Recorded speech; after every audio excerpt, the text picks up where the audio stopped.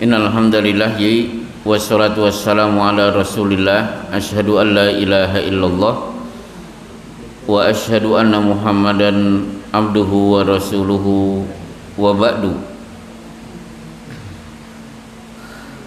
Kembali kita hadiri kajian kitab tauhid dan hari ini masuk bab ketiga. Silahkan dipersiapkan bab ketiga.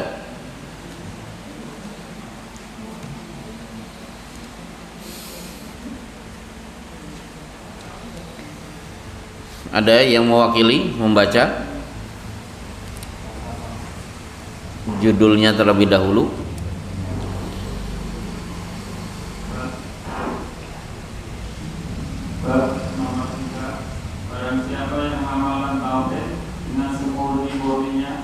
pasti masuk surga tanpa hisab.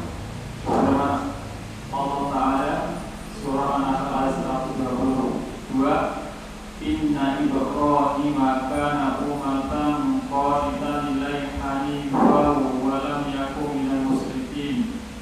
Sesungguhnya Ibrahim adalah seorang imam yang dapat dijadikan teladan, lagi patuh kepada Allah dan hanif, dan sekali-kali bukanlah dia termasuk orang-orang yang mempersekutukan Tuhan.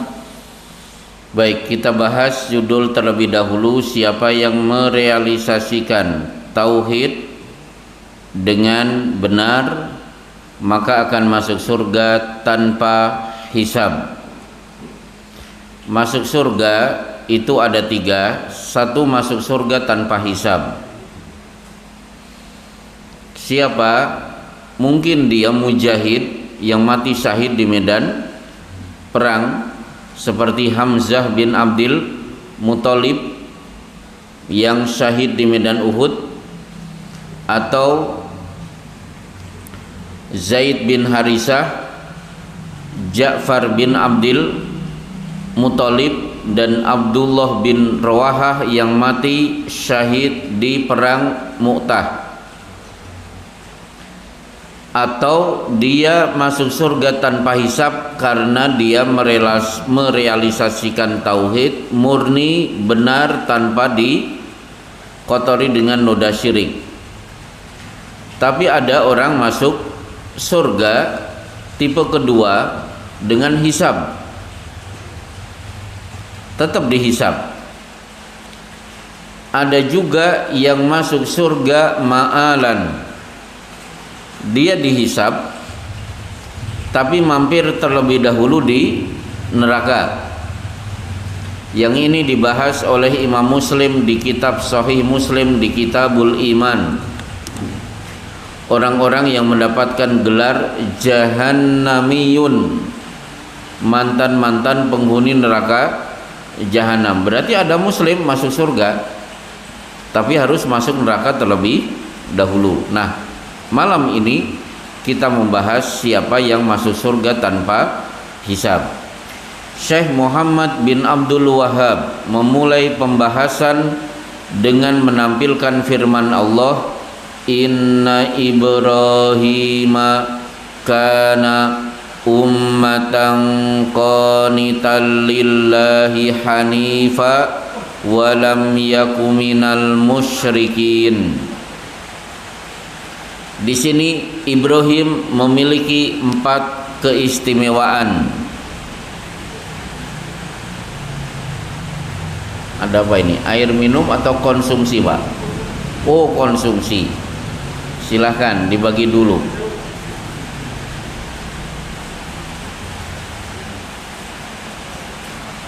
Ada makanan berarti ada minuman. Karena ayatnya kulu washrabu, makan dan minumlah.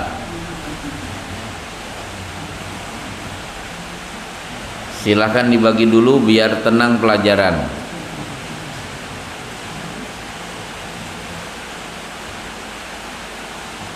Ibu-ibu di belakang dapat? Oh, dapat. Sudah dapat, Bu? Sudah? Loh, kok duluan? Gimana ceritanya? Shopnya saja di belakang. Oh, yang dulu. Baik. Jadi ayat ini menerangkan 4 keistimewaan yang ada pada diri Nabi Ibrahim alaihi salam. Yang pertama, inna Ibrahima kana ummatan. Ini unik. Kata-kata umat itu kan identik sekelompok orang yang jumlahnya banyak. Kenapa, Pak? Ini buat siapa ini? Oh di belakang. Ya gak apa-apa. Baik, kita lanjutkan. Umat itu identik sekumpulan orang yang punya satu pemahaman tertentu. Ternyata Ibrahim seorang diri disebut umat. Ini kan luar biasa. Dimusuhi bapaknya sampai bapaknya berkata, aragibun anta an alihati ya Ibrahim la illam tantahi la arjumannak. Kamu mau berhenti tidak berdakwah? Kalau tidak aku rajam kamu. Itu kan bapaknya. Bapaknya memberi ancaman akan merajam Ibrahim. Sementara dia juga dimusuhi masyarakatnya dan divonis oleh Raja Namrud untuk menghadapi kematian dengan cara dibakar. Seorang diri disebut ummatan. Contoh, ada seorang diri tapi ditampilkan dengan bentuk jamak. Kita sering mendengar istilah ahlus sunnah wal jamaah. Sebenarnya al jamaah sendiri, sunnah sendiri, kemudian digabung menjadi satu. Apakah definisi al-jamaah? Abdullah bin Mas'ud berkata, ma al-jama'atu hiya ma wafaqal haq wa in kunta wahdaka. Al-jamaah adalah engkau sesuai dengan kebenaran meskipun sendirian. Dalam benak kita kan jamaah itu kan sekumpulan orang. Tapi ternyata apa? Kalau kita sendirian berpegang teguh kepada kebenaran, semuanya nggak ada yang benar, kita konsis sendirian di atas kebenaran, dia berhak disebut al-jamaah. Jadi sendirian ditampilkan dalam bentuk jamaah. Sama dengan Nabi Ibrahim. Ibrahim itu ummatan, yang diterjemahkan dengan pemimpin yang berhak untuk menjadi teladan, untuk diikuti oleh banyak orang. Ini yang pertama. Kemudian qanitan, maka boleh kalau anak perempuan lahir diberi nama qanita. Nah, itu bagus. Qanita itu orang yang tekun beribadah. Berarti Ibrahim itu ummatan, dia berhak menjadi pemimpin, diteladani oleh banyak orang. Yang kedua apa? Qanita, orang yang tekun beribadah. Yang ketiga hanifa, maka boleh anak diberi nama Hanif. Hanif itu pemahamannya lurus, tidak nyeleneh, tidak ke kanan, tidak ke kiri, lurus.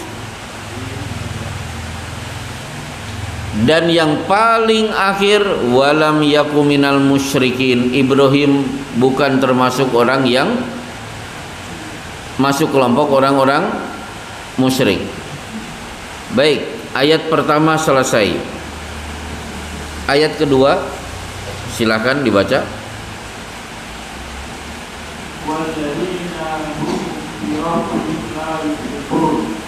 Dan orang-orang yang tidak mempersekutukan dengan Tuhan mereka dengan suatu apapun. Surah Al-Mu'minun ayat 59. Ya, itu sudah jelas. Kita langsung masuk hadis obrolan antara Husain bin Abdurrahman dan Sa'id bin Jubair. Silahkan.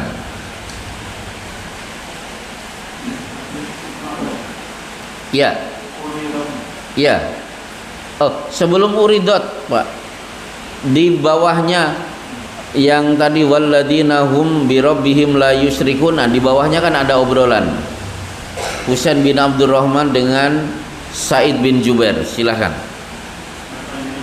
Oh iya, Indonesianya. Ada Arabnya memang? Gak ada kan?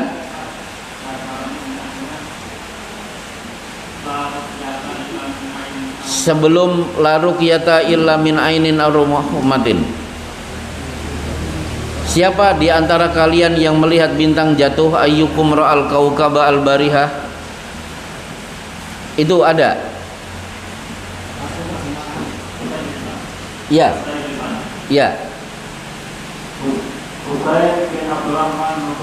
Nah itu betul, silakan. Ketika aku berada di sisi Said bin Jubair, lalu dia bertanya, siapakah di antara kalian yang melihat bintang yang jatuh di malam?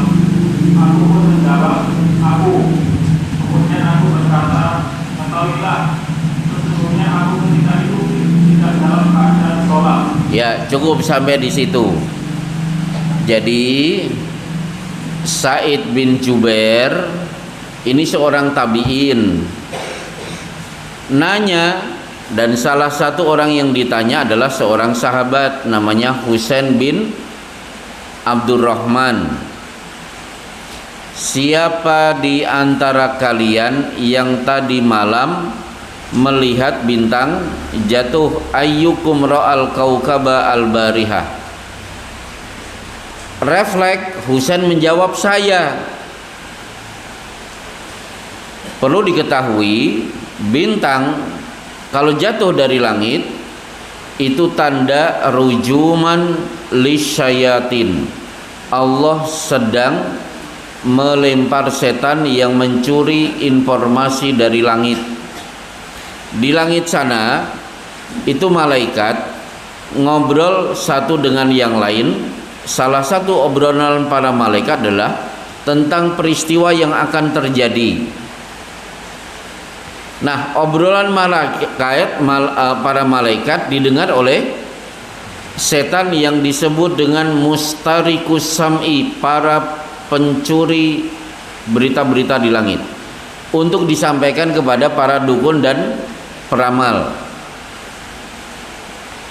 Nah, setan yang lari dari langit menuju dukun mayoritas mati karena dilempar oleh bintang. Jadi ayyukum ra'al kaukaba al barihah, siapa yang tadi malam melihat bintang jatuh? Saya, kata Husain. Begitu ngomong saya, dia kaget. Wah, jangan-jangan Said bin Jubair tahu kalau tadi malam saya sholat tahajud. Karena peristiwa bintang jatuh itu pada saat dimana umat Islam menunaikan sholat tahajud. Biar tidak ketahuan sholat tahajud, maka Husain berkata, walakin ludiktu, akan tetapi tadi malam aku tersengat kala jengking, walam akun fi sholatin, dan aku tidak menunaikan sholat.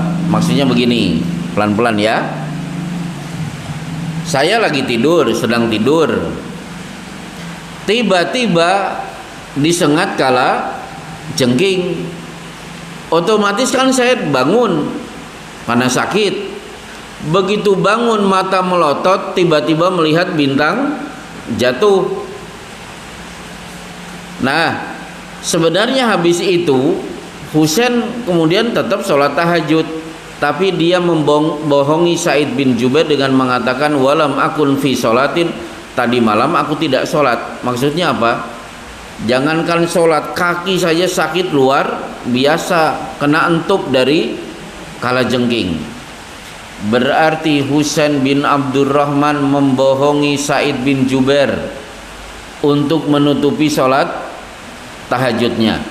Berarti boleh, Pak? Demi menutupi amal soleh kita berbohong tidak melakukan itu. Pak, gimana saum Senin Kemisnya? Wah, saya gak bisa saum Senin Kemis, padahal dia saum Daud. Gimana Pak, sehari bisa target 1 juz? Waduh, berat sekali, padahal dia sehari bisa 2 juz. Itu boleh, Pak? membohongi orang terhadap amal soleh yang kita lakukan.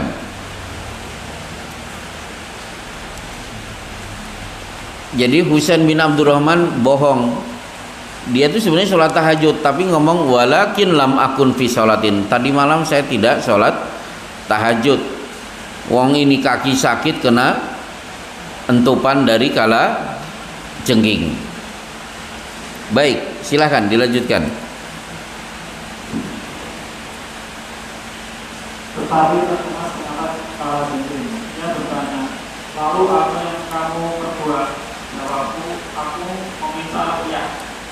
Dia bertanya lagi, apakah yang mendorong dirimu untuk melakukan hal itu? Jawabku, yaitu sebuah hadis yang dituturkan oleh Asy-Syafi'i kepada kami. Dia bertanya lagi, dan apakah hadis yang dituturkan kepadamu itu? Aku berkata, dia menuturkan kepada kami hadis dari Buraidah bin al-Husayb, la ruqyata illa min ainin au rubatin. Tidak dibenarkan melakukan ruqyah kecuali karena ain atau terkena sengatan. Ya, jadi gini. Terus setelah kamu dientup kala jengking, yang kamu lakukan apa? Irtaqo itu, aku ruqyah. Loh, ruqyah? Mana dalilnya? Nah, dalilnya adalah hadis yang dituturkan oleh Asy-Sya'bi dari Buraidah. Apa itu?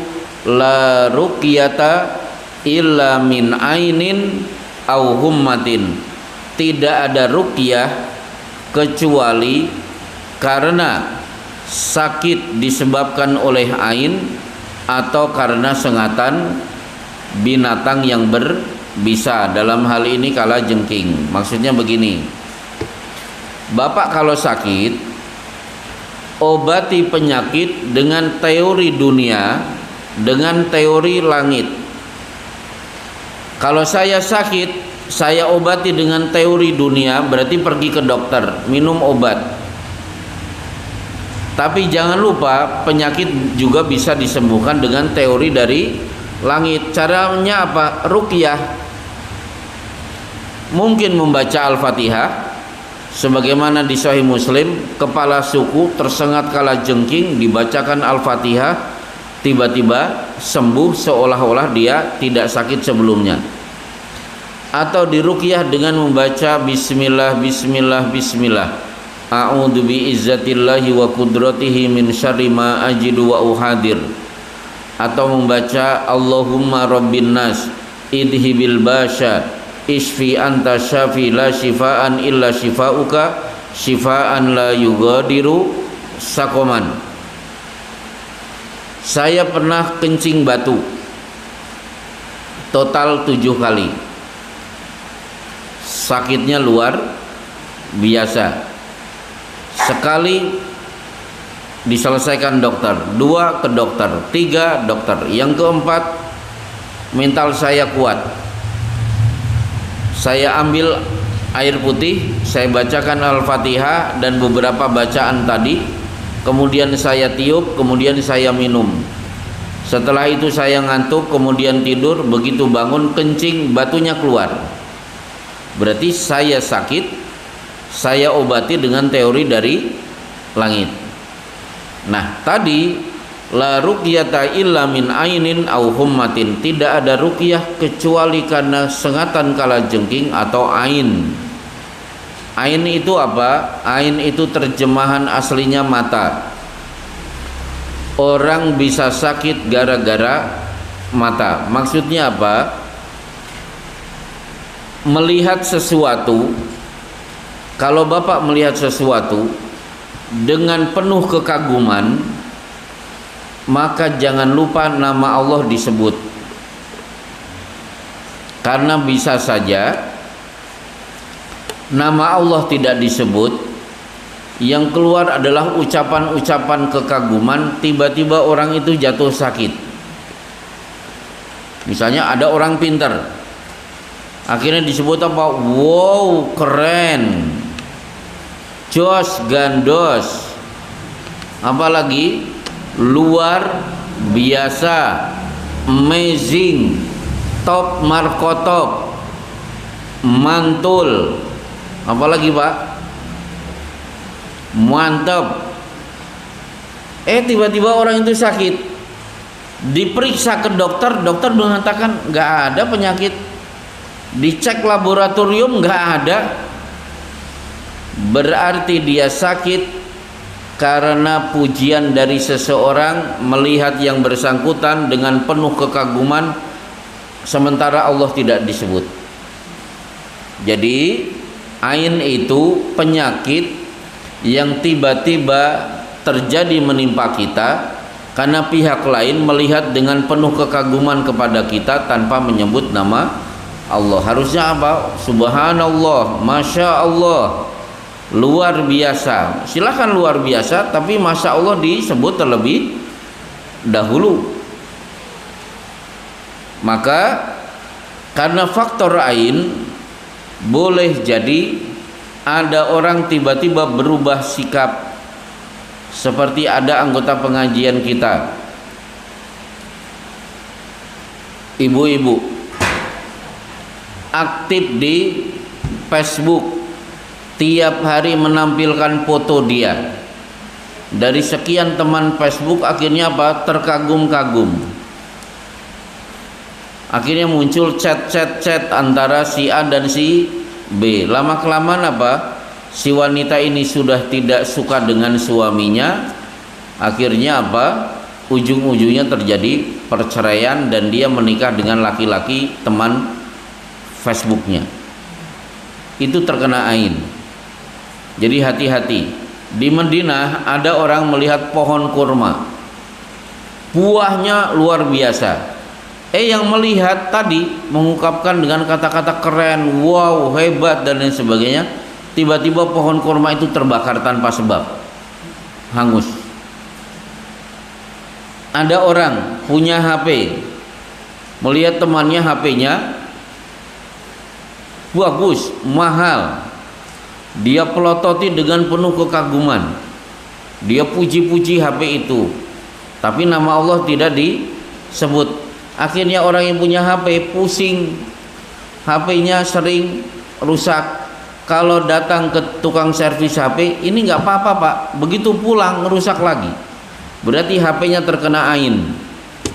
Hati-hati, siapa yang mengagumi pihak lain, mengagumi anak kecil, mengagumi orang pintar, jangan lupa nama Allah disebut. Kalau Allah tidak disebut, rentan terkena ain, akhirnya mencelakakan orang itu. Nah sekarang kalau terlanjur terkena ain bagaimana? Misalnya bapak punya anak, anaknya ranking, terus dipuji-puji seseorang, tiba-tiba anaknya panas dingin, terus sakit, ke dokter nggak ada apa-apa, berarti orang itu dipanggil, Pak ini seember air, tolong bapak wudhu dan airnya disisakan. Akhirnya orang yang memuji-muji anak kita berwudu, begitu selesai air itu digunakan untuk mandi anak kita sambil dibacakan surat Al-Fatihah, insya Allah anak kita akan segera sembuh. Baik, jadi Husain bin Abdurrahman ketika terkena sengatan kalajengking, apa yang engkau lakukan? Aku obati dengan ruqyah. Sambil dibacakan hadis tadi, la ruqyata illa min ainin au hummatin, tidak ada ruqyah kecuali karena sengatan kalajengking atau terkena penyakit ain. Baik, silahkan dilanjutkan. Oh, justru itu ilmunya insya Allah banyak. Uridat alayyal umam. Ya silahkan, langsung terjemahannya aja daripada yang dibaca uridat alayyal umam. Saya pun berkata, sungguh telah berbuat baik orang yang mengamalkan apa yang telah diingatkan. Oh ya, itu belum ya, sungguh telah baik ya. Tapi Ibnu Abbas menuturkan pada kami hadis dari Nabi Sallallahu Alaihi Wasallam bahwa dia bersabda. Ya, cukup sampai di situ. Berarti Said bin Jubair memuji Husain. Wah, sungguh bagus apa yang kamu lakukan. Kenapa? kamu melakukan satu perbuatan berdasarkan dalil. Jadi dia memuji temannya, kenapa meruqyah? Lah ini dalilnya, sungguh bagus apa yang kamu lakukan. Jadi biasakan Bapak melakukan perbuatan apa saja, ibadah apa saja, pastikan ada dalil. Jangan katanya, karena ada dalil itu menenteramkan hati. Baik, silakan langsung terjemahkan. Telah dipertunjukkan padaku umat-umat, aku melihat seorang nabi bersamanya beberapa orang, dan seorang nabi bersamanya satu dan dua orang, serta seorang nabi dan tak seorang pun bersamanya. Tiba-tiba ditampakkan kepadaku suatu kumpulan orang yang berjumlah banyak. Aku pun mengira bahwa mereka itu adalah umatku. Tetapi dikatakan kepadaku, ini adalah Musa bersama kaumnya. Lalu tiba-tiba aku melihat lagi suatu kumpulan orang yang berjumlah banyak pula. Maka dikatakan kepadaku, ini adalah umatmu. Dan bersama mereka ada 70.000 orang yang masuk surga tanpa hisab dan tanpa azab. Kemudian baliklah beliau dan segera memasuki rumahnya. Maka orang-orang pun memperbincangan tentang siapakah mereka itu. Ada di antara mereka yang berkata, mungkin saja mereka itu yang menjadi sahabat Rasulullah SAW. Ada lagi yang berkata, mungkin saja mereka itu orang-orang yang dilahirkan dalam lingkungan Islam, sehingga mereka tidak pernah berbuat syirik sedikitpun kepada Allah. Dan mereka menyebutkan lagi beberapa perkara yang lain. Ketika Rasulullah SAW keluar, mereka memberitahukan hal tersebut kepada beliau. Maka beliau bersabda, mereka itu adalah orang-orang yang tidak meminta diruqyah, tidak meminta supaya lukanya ditempel dengan besi yang dipanaskan, tidak melakukan tatayur, dan mereka pun bertawakal pada Tuhan mereka. Lalu berdirilah Ukasha bin Mihsan dan berkata, mohonlah kepada Allah agar aku termasuk golongan mereka. Beliau menjawab, kamu termasuk golongan mereka. Kemudian berdirilah seorang yang lain dan berkata, mohonkanlah kepada Allah agar aku juga termasuk golongan mereka. Beliau menjawab, kamu sudah didahului Ukasha. Ya, baik, saya terangkan ringkas. Uridot alayyal umamu, ditampakkan kondisi umat-umat. Maksudnya ketika berkumpul di padang mahsyar, ternyata kita akan berbaris bersama nabi kita masing-masing.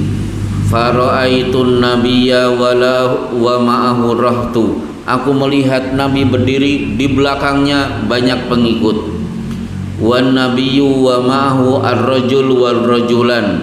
Ada nabi berdiri, di belakangnya dua pengikut. Ada yang berdiri, di belakangnya cuma satu pengikut. Wan nabiyya wa laisa ma'ahu ahad. Ternyata ada nabi sendirian. Jadi seumur hidup ngisi pengajian gak ada yang mau datang. Kasihan. Coba dibuka di surat Yasin nanti.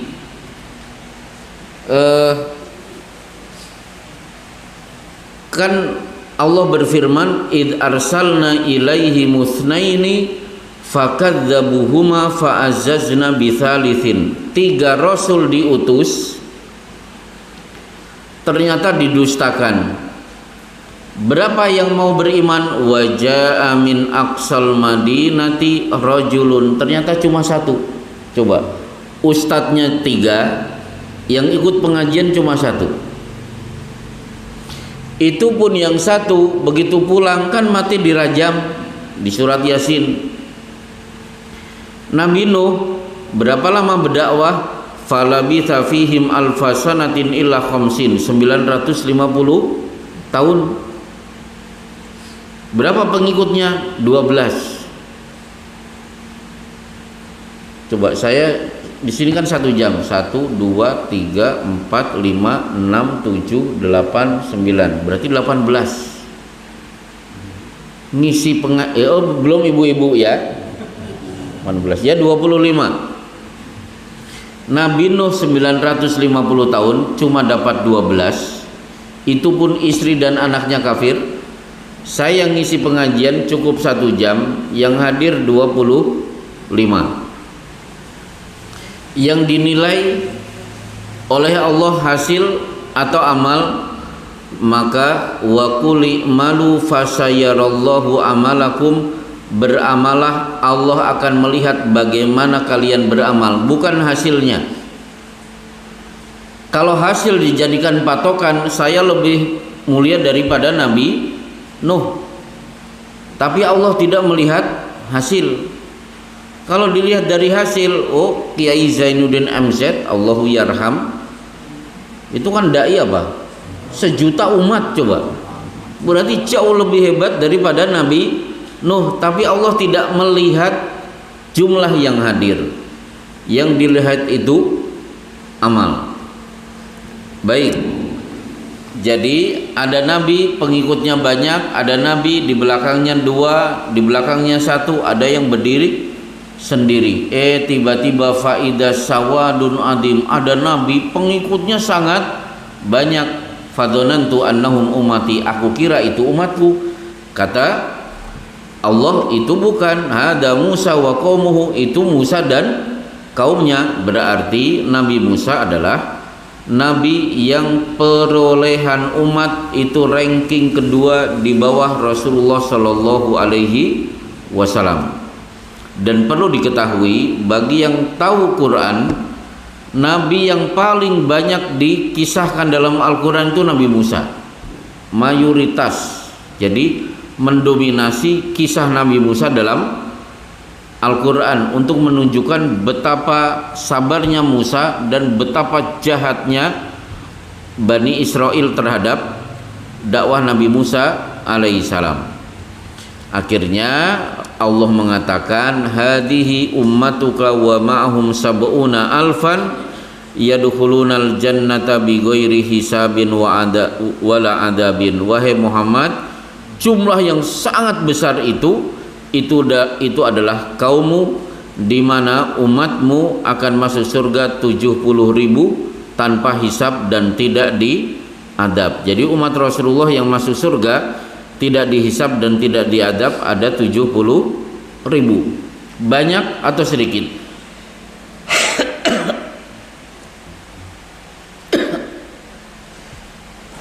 Yang masuk surga dari umat Rasulullah tidak dihisab, tidak diadab, jumlahnya 70.000. Banyak atau sedikit atau sedang? Kata nopo sekedek bu? Kalau belum tahu jawabannya, yang menyimak ceramah Rasulullah pada Haji Wada setelah beliau melempar jumrah, naik onta Qaswa, duduk di mana tali kekang onta dipegang oleh Amru bin Kharijah, beliau ceramah di hadapan 100.000 jamaah haji. 100.000, sementara yang masuk surga tanpa hisab 70.000. Berarti bapak-bapak nggak nyangkut. Udah? Saya juga stres awal mula mendengar hadis ini. Tiba-tiba pelong, begitu kitab Al-Jannatu wan Nar tulisan Syekh Sulaiman Al-Ashqar, di situ ditampilkan riwayat Imam Ahmad, dari 70.000 masih dikali 70.000. Berarti 70.000 kali 70.000 berapa? Ya banyak, itu jawaban putus asa. Bapak rumahnya di mana? Indonesia. Ya benar, Indonesia. 7 kali 7 kan 49. Nolnya berapa? 8. Berarti berapa itu?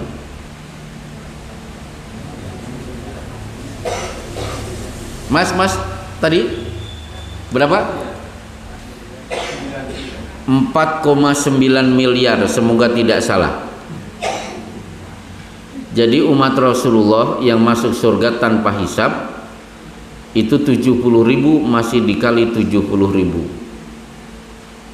Saya bukan jago matematika, semoga tidak salah, 4,9 miliar. Langsung plong begitu mendengar hadis ini.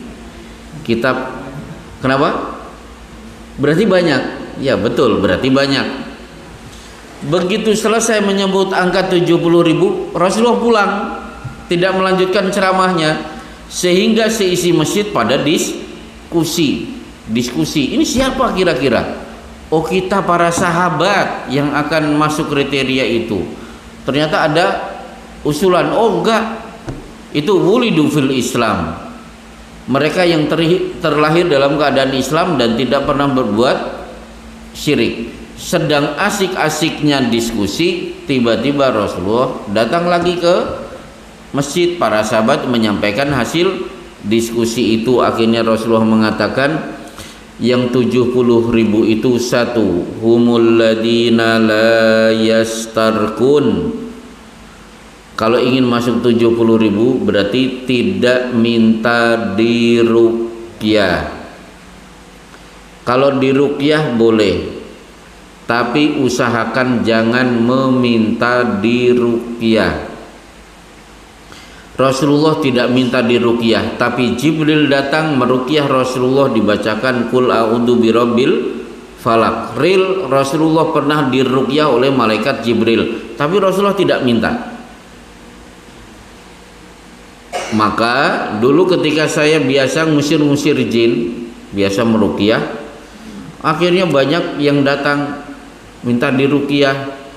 Bahkan ada jamaah, Pak tolong saya dicun up. Loh, cun up apa? Saya kena jin atau tidak? Cun up itu kan istilah medis. Iya. Akhirnya masyarakat akhirnya menjadi cengeng. Saya tinggalkan dunia ruqyah itu. Saya ajari bagaimana melakukan ruqyah secara mandiri tanpa harus meminta kepada orang lain. Itu satu. Humul ladina la yastarkun wa la yaktawun. Yang kedua, tidak mengobati dengan kai, menempel tubuh dengan besi yang dipanaskan. Kalau Bapak bingung, lihat di YouTube tentang pengobatan kai. Itu biasanya di kepala. Jadi ada anggota kepala yang ditempel besi panas. Usahakan hindari. Kriteria ketiga, wala yatatayyarun, tidak tatoyur. Tatoyur itu apa? Takut terhadap mitos-mitos yang dipercaya oleh masyarakat. Tatoyur itu mungkin karena angka, takut dengan angka 13. Mungkin tatoyur itu kaitannya dengan hari. Awas, ini Rebo Kliwon. Mungkin tatoyur itu kepada tahun. Ini siunya, tahun siunya macan. Hati-hati yang punya profesi ini dan itu. Tatoyur itu mungkin karena warna. Hati-hati ke padang tritis, jangan pakai baju warna hijau. Tatoyur itu juga mungkin karena makanan-makanan tertentu, hewan-hewan tertentu. Awas, nabrak kucing bahaya. Maka bajunya segera dicopot untuk dijadikan kain kafan bagi si kucing. Terus dikubur, setelah itu harus dilangkahi kuburnya biar tidak terkena sial. Itu namanya tatoyur. Jadi rasa takut kepada mitos-mitos yang dipercayai oleh masyarakat, mitos warna, mitos angka, mitos hari dan lain sebagainya. Dan tatoyur itu syirik kecil. Jadi orang yang ingin masuk surga tanpa hisab, syirik besar bersih, jangankan syirik besar, syirik kecil juga dia bersih. baru wa ala rabbihim yatawakkalun, senantiasa tawakal kepada Allah. Inilah 4 kriteria. Berarti tauhid jangan dinodai dengan syirik kecil, salah satunya disebut tatoyur tadi. Insya Allah bab tatoyur nanti akan kita bahas.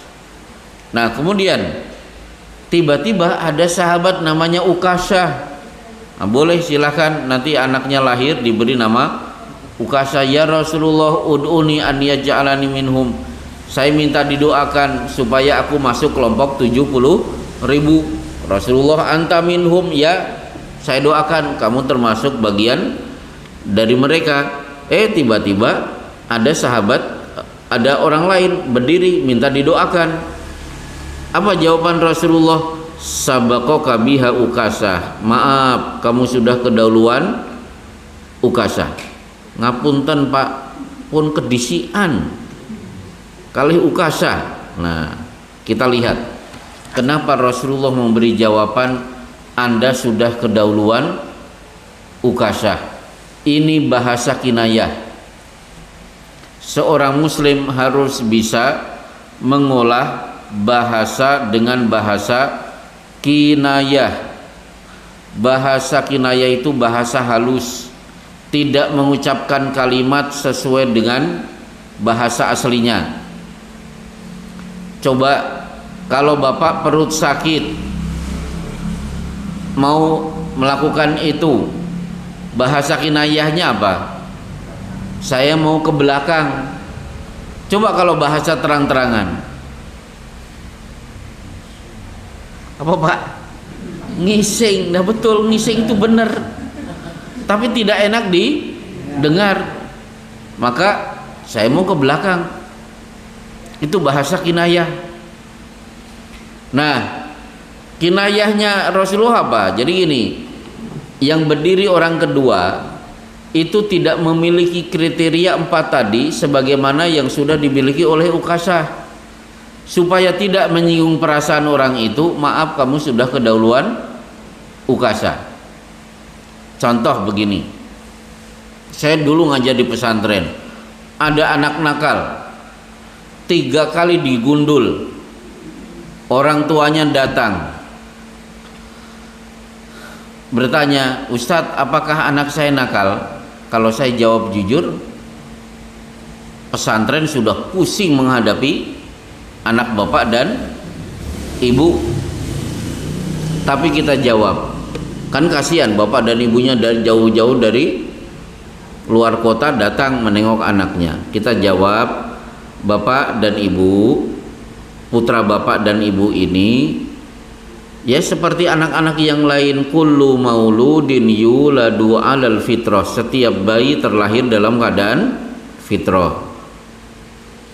Cuma saya melihat putra bapak ini ternyata terpengaruh dengan teman-temannya yang nakal.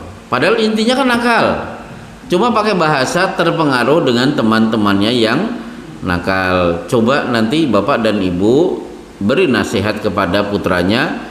Nanti kita pesantren akan memberikan bimbingan yang lebih serius lagi. Ada santri tidak naik kelas, orang tuanya datang, Ustadz apakah anak saya bodoh?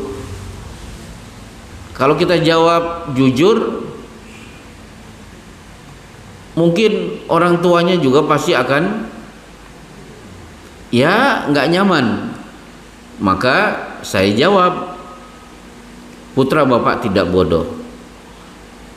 Pelajaran di pesantren banyak dan lebih sulit dibanding pelajaran di luar pesantren. Saya melihat putra bapak ini daya tangkap terhadap pelajaran tidak secepat teman-temannya yang lain.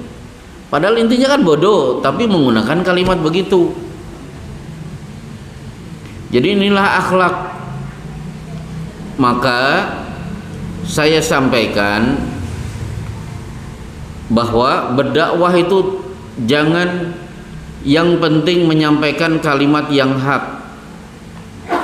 Kan sering langsung jedar-jedar ngomongnya tegas lugas, padahal masyarakat belum siap. Mas, Anda kok berdakwah seperti itu tegas lugas keras, padahal masyarakat di sini kan masih awam, loh Rasulullah kan bersabda, qulil haqqa walau kana murran, katakan yang benar meskipun pahit. Oh, Anda salah.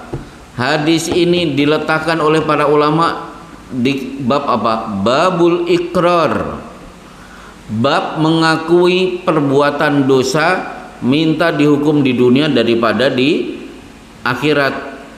Seperti Ma'is bin Malik, inni zanaitu fa'akimu alayya, saya berzina, tolong rajam saya ya Rasulullah. Ini mengucapkan kalimat yang benar meskipun pahit, karena akhirnya kan dia dirajam sampai mati. Kalau berdakwah jangan menggunakan kulil haqqa walau kana murad, katakan yang benar meskipun pahit. Tapi kalau berdakwah dalilnya khatibun nasa biqadri ukulihim, ajak bicara manusia sesuai dengan daya tangkap mereka. Jangan langsung ujuk-ujuk membombardir, ini dosa, ini neraka, ini enggak boleh, ini bid'ah. Masyarakat belum siap. Perlu diberikan bahasa-bahasa yang membuat mereka tidak bergejolak. Akhirnya lama-kelamaan mereka kemudian menerima kebenaran. Seperti di sebuah majelis taklim, ada orang yang baru sekali ngaji, seneng, akhirnya mengajak saya jalan-jalan ke puncak. Kalau puncak itu kalau di sini Tawangmangu, di sana di Bogor. Pak, boleh ngajak teman-teman yang lain? Oh boleh. Akhirnya sebagian anggota pengajian kita ajak. Ternyata beliau itu perokok. Kemudian di sepanjang perjalanan nyetel kaset. Kasetnya saya ingat Bruri Peso 5 yang duetnya sama Dewi Yul. Akhirnya saya malah tahu. Ada jamaah kita nyolek, Ustadz kok tidak ditegur? Apa jawaban saya? Dia baru sekali ngaji, udah biarin aja dulu. Jadi sambil nyetir, sambil ngerokok, sambil menikmati lagu. Saya tidak mengkritik rokoknya, saya tidak ngeritik musik-musiknya. Yang penting dia ikut ngaji. Alhamdulillah setahun ngaji tanpa saya harus membicarakan dua hal tadi. Ternyata beliau sudah berhenti merokok dan sudah bersih di mobilnya, tidak ada kaset-kaset yang dulu dia setel. Jadi orang yang baru ngaji jangan langsung dibombardir, haram, gak boleh, sesat, menyesatkan. Padahal dia belum siap mental. Gunakan khatibun nasa biqadri ukulihim. Ajaklah bicara manusia sesuai dengan kadar kemampuan mereka. Alhamdulillah Pak, di tempat saya orang-orang awam alhamdulillah bisa saya tangani tanpa harus divonis ini dan itu. Ada ibu-ibu, Ustadz, suami saya malas sholat. Akhirnya Pak, gini Bu, ini ada buku bagus, taruh di tempat suami ibu biasa duduk. Suami ibu biasa duduk di mana? Oh, di depan TV. Ya sudah, taruh di mejanya. Tolong jangan nyuruh suami, Pak tuh baca, jangan. Laki-laki itu punya karakter apa? Gengsian. Taruh aja. Bukunya apa? Malam pertama di kuburan. Taruh aja. Nah suaminya biasa nonton TV, lama-kelamaan kan ngelirik, kemudian dipegang malam pertama di kuburan, kemudian dibaca lembar per lembar. Alhamdulillah akhirnya berubah, kemudian mau sholat. Itu caranya Pak, bukan Pak kalau tidak sholat neraka. Wah pokoknya dalil-dalilnya mengerikan. Ya, jangan begitu, harus pakai metode at-tamatsul ala syu'uri. Rubahlah seseorang tanpa dia menyadari bahwa dia sedang dirubah. Alhamdulillah selesai. Inilah kajian kita. Berarti bersihkan tauhid kita dari noda. Jangankan noda besar, syirik pun harus steril bersih. Salah satu dosa syirik kecil adalah tatoyur. Tapi nanti ada pembahasan khusus tentang dosa-dosa apa syirik-syirik kecil. Baik, ada yang bertanya seputar kajian atau materi yang lain?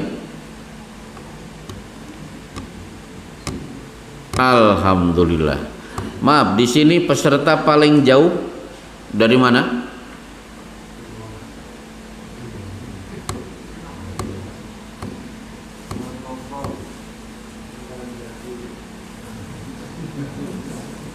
Yang jaraknya 5 kilo ada? Oh, berarti dekat semuanya.